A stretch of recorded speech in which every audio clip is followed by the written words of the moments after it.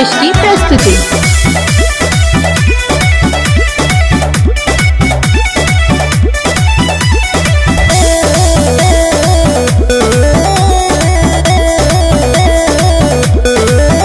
अरे पछुआ के हवा में रही हो लुका के, लूहू नहीं लगे खोया ना बापा के।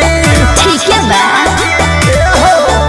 अरे पछुआ के हवा में रही हो लुका के, लूहू नहीं लगे खोया ना बापा के।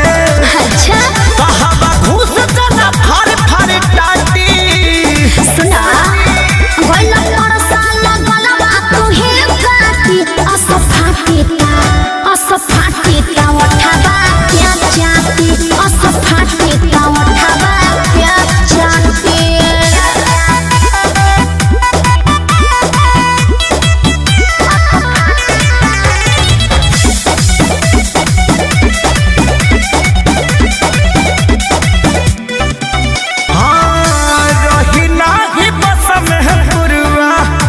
बेधी नौस नौस में चढ़ली जवानी के दपन रखी हो धनी कस में। अरे सब तहरे धन है गजन करे तहरा हसीना के घर बनौले बारह टीना के। मच्छरदानी लगाली हो खाती गोला परसा लगलिया तू हे काटी असफाटी का उठावा क्या चाहती असफाटी का उठावा क्या चाहती।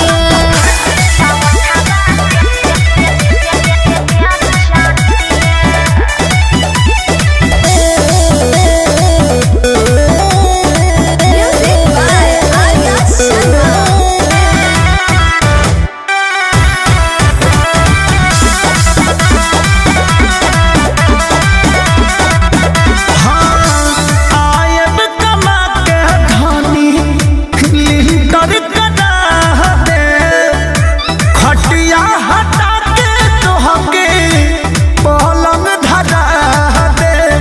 अरे तोहरा आशा में तो जिए तनी अरे बोझ न पवन लाचारी हो तोहरा से निमन खेसारी हो। तो काहे बोलत करू मरद की डाटी सुना गोला परसा लगलवा तू हे काटी असफाटी का उठावा क्या चाहती असफाटी का उठावा क्या चाहती।